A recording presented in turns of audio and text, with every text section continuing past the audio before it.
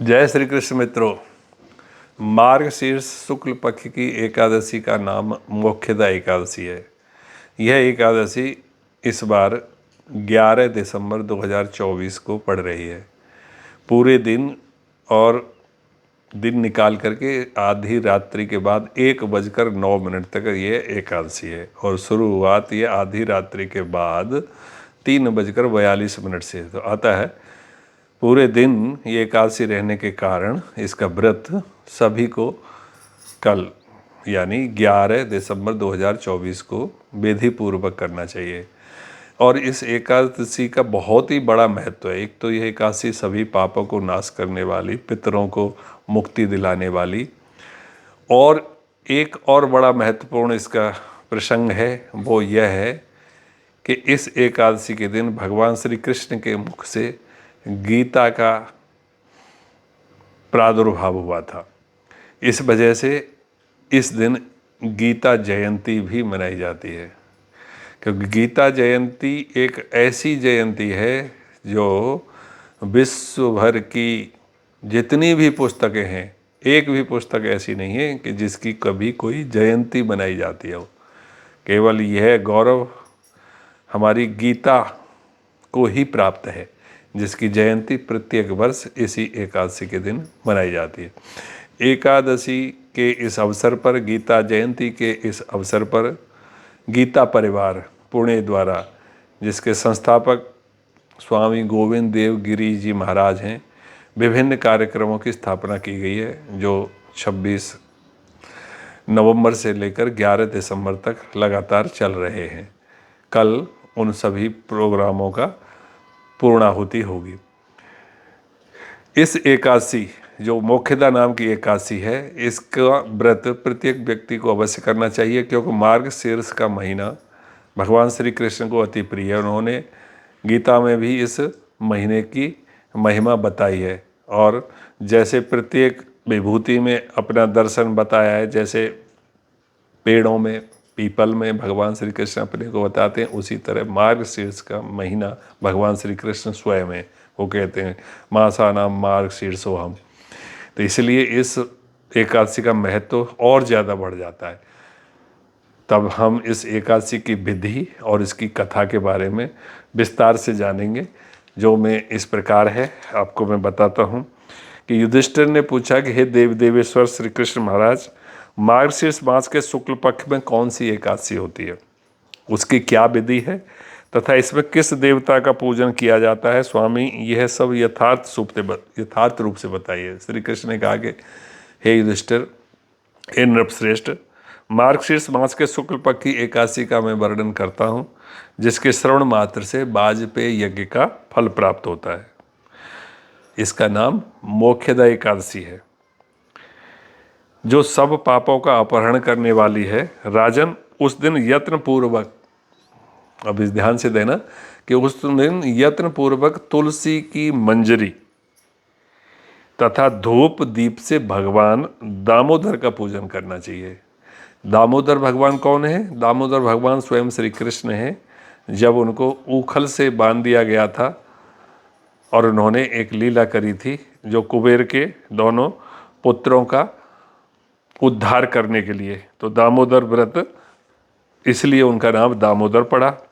तो उन दामोदर का पूजन करना चाहिए। पूर्वोक्त विधि से ही दशमी और एकादशी के नियम का पालन करना उचित है।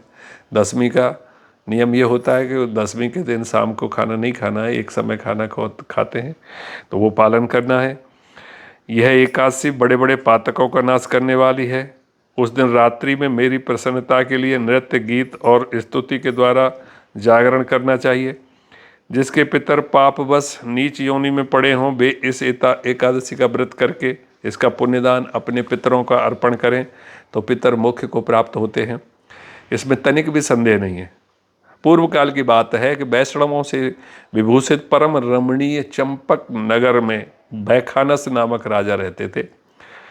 वे अपनी प्रजा का पुत्र की भांति पालन करते थे। इस प्रकार राज्य करते हुए राजा ने एक दिन रात को स्वप्न में अपने पितरों को नीच योनि में पड़ा हुआ देखा। उन सबको इस अवस्था में देखकर राजा के मन में बड़ा विस्मय हुआ और प्रातःकाल ब्राह्मणों से उन्होंने उस स्वप्न का सारा हाल कह सुनाया। राजा बोले, ब्राह्मणों, मैंने अपने पितरों को नरक में गिरा हुआ देखा है।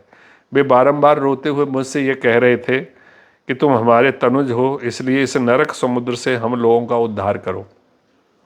द्विजवरों, इस रूप में मुझे पितरों के दर्शन हुए हैं, इससे मुझे चैन नहीं मिलता। क्या करूं, कहाँ जाऊं? मेरा हृदय रोंधा जा रहा है।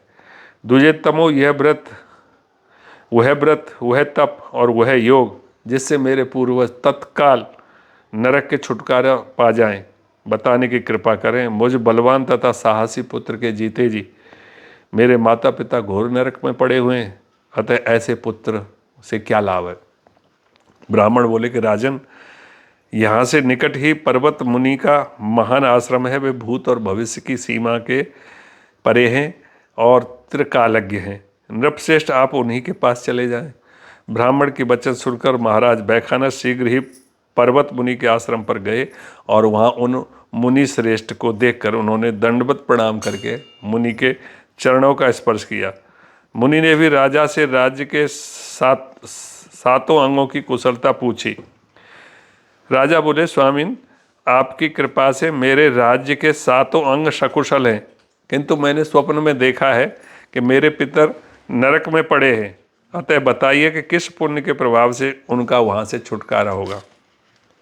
राजा की यह बात सुनकर मुनिश्रेष्ठ पर्वत एक मुहूर्त तक ध्यानस्थ हो गए। उसके बाद ध्यान करके वे राजा से बोले कि महाराज, मार्गशीर्ष के शुक्ल पक्ष में जो एकादशी आती है उसका नाम है मोक्षदा एकादशी। तुम सब लोग उसका व्रत करो और उसका पुण्य पितरों को अर्पण कर दीजिए, और उस पुण्य के प्रभाव से उनका नरक से निश्चित ही उद्धार हो जाएगा।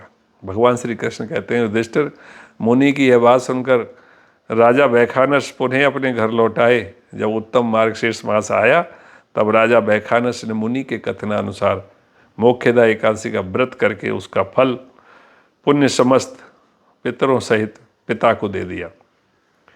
पुण्य देते ही क्षणभर में आकाश से फूलों की वर्षा होने लगी। बैखानस के पिता पितरों सहित नरक से छुटकारा पा गए और आकाश में आकर राजा के प्रति यह पवित्र वचन बोले, बेटा, तुम्हारा कल्याण हो। यह कहकर वे स्वर्ग में चले गए। राजन, जो इस प्रकार कल्याणमयी मोक्षदा एकादशी का व्रत करता है उसके पाप नष्ट हो जाते हैं और मरने के बाद वह मोक्ष प्राप्त करता है। यह मोक्ष देने वाली मोक्षदा एकादशी मनुष्यों के लिए चिंतामणि के समान समस्त कामनाओं को पूर्ण करने वाली है। इस महात्म के पढ़ने और सुनने से वाजपेय यज्ञ का फल मिलता है। ये मोक्षदा एकादशी की कथा थी। राजा बैखानस ने किस तरह अपने पितरों का उद्धार इस मोक्षदा एकादशी का पुण्य उनको अर्पित करके किया। इसी प्रकार हम भी अपने पितरों को या अपने स्वर्गवासी माता पिताओं को इस एकादशी के व्रत का फल दे करके उनका उद्धार कर सकते हैं। ये सबसे बड़ी सेवा उनके प्रति होगी। तो वैसे सभी व्रतों में श्रेष्ठ एकादशी के व्रत को बताया गया है और इसकी विधि भी विभिन्न पुराणों में, विभिन्न धर्म ग्रंथों में विभिन्न तरीके से कही गई है। वैसे पद्म पुराण में एकादशी की विस्तार से वर्णन हुआ है, लेकिन मेरे अनुसार एकादशी का जो व्रत करते हैं उनको एक बार ही भोजन करना चाहिए, वो फलाहार या जो भी सात्विक आहार है। अन्न का बिल्कुल त्याग करना चाहिए।